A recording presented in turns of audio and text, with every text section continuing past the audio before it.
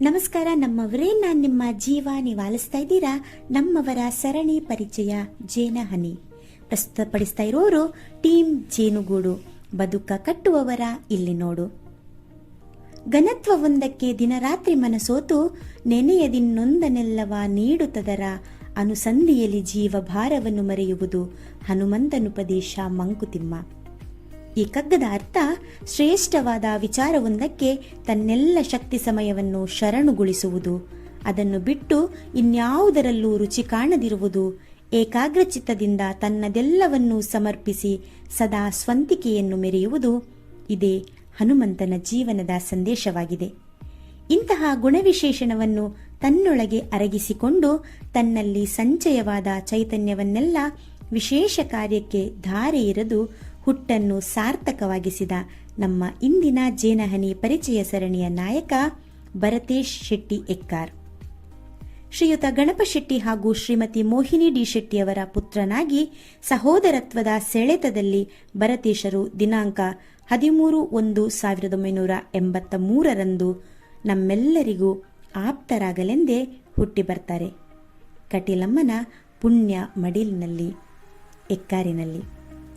ಕೃಷಿಯೋಗಿಗಳ ಮನೆಯಲ್ಲಿ ಜನಿಸಿದ ಭರತೇಶರದು ಈಗಲೂ ಕೃಷಿಯೆಡೆಗಿನ ತುಡಿತ ಅದಮ್ಯವಾದುದು.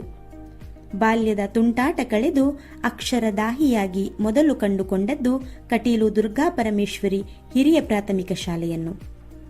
ಇಲ್ಲಿ 1ರಿಂದ 7ನೇ ತರಗತಿಯ ವಿದ್ಯಾಭ್ಯಾಸವನ್ನು ಪೂರ್ಣಗೊಳಿಸಿ ಪ್ರೌಢ ಹಾಗೂ ಪದವಿ ಪೂರ್ವ ಶಿಕ್ಷಣಕ್ಕೂ ಕಟೀಲಿನ ಇದೇ ದುರ್ಗಾಪರಮೇಶ್ವರಿ ಪದವಿ ಪೂರ್ವ ಕಾಲೇಜಿಗೆ ಸೇರಿಕೊಳ್ತಾರೆ.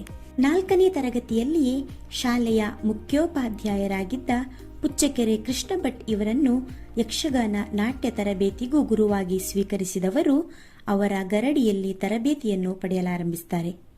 ಸಹಗುರುಗಳಾಗಿ ತಿದ್ದಿ ತೀಡಿದ ಉಮೇಶ್ ಮೈಲಿಯವರು, ಜೊತೆಗೆ ವರ್ತಮಾನಕ್ಕೂ ಮಾರ್ಗದರ್ಶನ ಮಾಡುತ್ತಿರುವ ಶ್ರೀಯುತ ರಾಜೇಶ್ ಆಚಾರ್ಯರನ್ನು ಯಾವತ್ತೂ ಗೌರವಿಸುವ ಭರತೇಶ್ ಶೆಟ್ಟಿಯವರ ಯಕ್ಷಗಾನದ ಒಲವು ಲತೆ ತರುವನ್ನು ಹಬ್ಬಿದಷ್ಟೇ ಗಾಢ. ಕಾಲೇಜು ದಿನಗಳಲ್ಲಿ ಸಾಹಿತ್ಯ ಲೋಕವನ್ನೂ ಪ್ರವೇಶಿಸಿ ತನಗೆ ಸಿಗಬಹುದಾದ ಜ್ಞಾನಕ್ಕೆ ಹುಡುಕಾಟ ನಡೆಸಿದವರು ಸಾಹಿತ್ಯ ಲೋಕದಲ್ಲೂ ಕವನ, ಲೇಖನ, ಕತೆ ಮುಂತಾದ ಪ್ರಾಕಾರಗಳನ್ನು ಬರೆಯುತ್ತಾ 10ನೇ ತರಗತಿಯಲ್ಲಿರುವಾಗ ರಾಜ್ಯ ಮಟ್ಟದ ಅಖಿಲ ಭಾರತ ಬಾಲಕವಿ ಸಮ್ಮೇಳನದ ಅಧ್ಯಕ್ಷರಾಗಿ ತಮ್ಮ ಊರಿನ ಹೆಸರನ್ನು 10 ಹೊತ್ತು ಸಾಗಿದ ಕೀರ್ತಿ ಇವರದು. ಹಾಗೆಯೇ ಸ್ಕೌಟ್ ತಂಡವನ್ನು ಸೇರಿಕೊಂಡವರು ಅದರಲ್ಲೂ ಅತ್ಯುತ್ತಮ ಪಟುವಾಗಿ ಪ್ರಶಸ್ತಿಯನ್ನು ಪಡೆದು ಕಾಯಕಯೋಗಿಯಾಗಿ ಆ ಎಳೆವೆಯಲ್ಲಿಯೇ ಕಾಣಿಸಿಕೊಂಡವರು ನಮ್ಮ ಇಂದಿನ ಈ ನಾಯಕ. ಜೊತೆಗೆ ಯೋಗ ಶಿಕ್ಷಕ ಶ್ರೀಧರ್ ಭಂಡಾರಿಯವರ ಮಾರ್ಗದರ್ಶನದಲ್ಲಿ ಯೋಗಾಭ್ಯಾಸ ಮಾಡಿ ಶಾಂತಿವನ ಟ್ರಸ್ಟ್ ಧರ್ಮಸ್ಥಳ ಇವರ ಆಶ್ರಯದಲ್ಲಿ ನಡೆದ ಯೋಗ ಸ್ಪರ್ಧೆಯಲ್ಲಿ ಉತ್ತಮ ಯೋಗಪಟು ಪ್ರಶಸ್ತಿಯನ್ನು ಪಡೆದುಕೊಂಡಿದ್ದು ಇದು ಕಡಿಮೆ ಸಾಧನೆಯಲ್ಲ.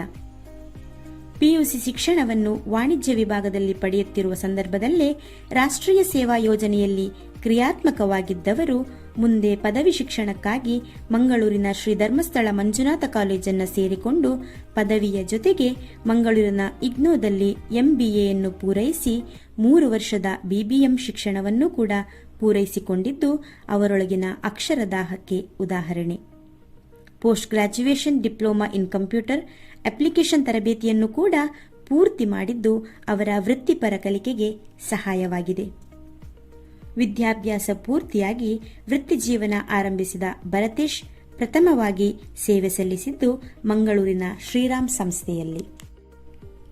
ಎಕ್ಕಾರಿನಲ್ಲಿರುವ ವಿಜಯ ಯುವ ಸಂಗಮ ರಿಜಿಸ್ಟರ್ ಎಕ್ಕಾರು ಇದರ ಸಕ್ರಿಯ ಸದಸ್ಯನಾಗಿಯೂ ಅಧ್ಯಕ್ಷರಾಗಿಯೂ ಕರ್ತವ್ಯದಲ್ಲಿ ತೊಡಗಿಸಿಕೊಂಡ ಭರತೇಶರದು ಲೋಕಹಿತಂ ಮಮ ಕರಣೀಯಂ ನೀತಿ. ಶಾಲಾ ಕಾಲೇಜು ದಿನಗಳಲ್ಲಿಯೇ ನಟನಾಗಿ ಗುರುತಿಸಿಕೊಂಡವರು ಹಲವಾರು ನಾಟಕಗಳಲ್ಲಿ ಬಣ್ಣ ಹಚ್ಚಿದರು. ಈಗಲೂ ಹಲವು ಸಂದರ್ಭದಲ್ಲಿ ಪೌರಾಣಿಕ ಅಥವಾ ಸಾಮಾಜಿಕ ನಾಟಕಗಳಲ್ಲಿ ಬಣ್ಣ ಹಚ್ಚಿ ತನ್ನ ಪಾತ್ರಕ್ಕೆ ನ್ಯಾಯ ಒದಗಿಸಬಲ್ಲವರಿವರು. ಅದೇ ರೀತಿ ಯಕ್ಷಗಾನದಲ್ಲೂ ಪಾತ್ರ ನಿರ್ವಹಿಸುತ್ತಿದ್ದಾರೆ.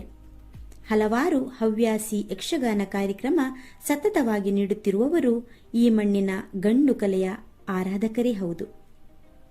ವೃತ್ತಿ ಜೀವನದಲ್ಲಿ ಇವರು ಮಹಾಪ್ರವಾಹ. ಸಮಯದ ಹೊಂದಾಣಿಕೆಯಲ್ಲಿ ಸಮದೂಗಿಸಿಕೊಂಡು ಹೋಗುವ ಈತನದು ಹೆಚ್ಚಿನ ಸಮಯವೆಲ್ಲ ಅಧ್ಯಯನದಲ್ಲೇ ಕಳೆಯುವುದು ಅಷ್ಟೇ ನಿಜ. ಮಹಾಭಾರತವನ್ನು ವೃತವಾಗಿ ಸರಳೀಕರಿಸಿ ಸಾಮಾನ್ಯರಿಗೂ ಅರ್ಥೈಸಿ ನೀಡಿದಾಗ ಆನಂದ ತುಲಿತರಾದ ಮಹಾ ಓದುಗರ ಹಿಂಡೆ ಇವರ ಹಿಂದಿದೆ. ಅದೇ ಪ್ರೇರಣೆಯಾಗಿ ಮಹಾಭಾರತ ಪೂರ್ತಿಗೊಳಿಸಿ ಕುಳಿತ ಸ್ವಲ್ಪ ದಿನದಲ್ಲೇ ರಾಮಾಯಣವನ್ನು ಬರೆಯಲು ಆರಂಭಿಸಿದವರು ಯಾರೊಬ್ಬರೂ ಕೇಳುವ ಪ್ರಶ್ನೆಗೂ ಸುಮ್ಮನೆ ಉತ್ತರವಾಗದೆ ಸಮಯಾವಕಾಶದ ಅಂತರದಲ್ಲಿ ಮತ್ತಷ್ಟು ಓದಿ ತಿಳಿದು ಸಂದೇಹ ಪರಿಹರಿಸುವ ಮಾರ್ಗದರ್ಶಕನಾಗುತ್ತಾರೆ. ಪ್ರಸ್ತುತ ಎಂಎನ್ಸಿ ಕಂಪನಿಯಲ್ಲಿ ಸೀನಿಯರ್ ಮ್ಯಾನೇಜರ್ ಆಗಿರುವ ಭರತೇಶ್ ಶೆಟ್ಟಿಯವರು ಎಕ್ಕಾರಿನಲ್ಲಿ ತಾಯಿ ಮೋಹಿನಿ ಜಿ ಶೆಟ್ಟಿ ಹಾಗೂ ಮಡದಿ ಸ್ಫೂರ್ತಿ ಭರತೇಶ್ ಶೆಟ್ಟಿ, ಮಗ ಕೃಷನ್ ಭರತೇಶ್ ಶೆಟ್ಟಿ, ಸಹೋದರರಾದ ಪ್ರಸಿದ್ಧ ನಿರೂಪಕ ನಿತೇಶ್ ಶೆಟ್ಟಿ ಎಕ್ಕಾರ್ ಹಾಗೂ ಪುಷ್ಪರಾಜ್ ಶೆಟ್ಟಿಯವರೊಂದಿಗೆ ನೆಮ್ಮದಿಯ ಜೀವನ ಸಾಗಿಸ್ತಾ ಇದ್ದಾರೆ. ಈ ನಮ್ಮ ಜ್ಞಾನ ನಿಧಿಯ ನೆರಳು ಸದಾ ನಮ್ಮೆಲ್ಲರ ಜೊತೆಗಿದ್ದು ಆ ತಂಪಲ್ಲಿ ನೆಮ್ಮದಿ ಪಡೆಯುವಂತಾಗಲು ಆಯುರಾರೋಗ್ಯ ಆ ದೇವರು ಕರುಣಿಸಲಿ ಎನ್ನುವ ಅಭಿಲಾಷೆ ಈ ನಮ್ಮ ಗೂಡಿನದು. ನಿಮ್ಮಿಂದಲೂ ಅದೇ ತೆರನಾದ ಪ್ರೋತ್ಸಾಹ ಬಯಸುವ ಇದು ಟೀಮ್ ಜೇನುಗೂಡು.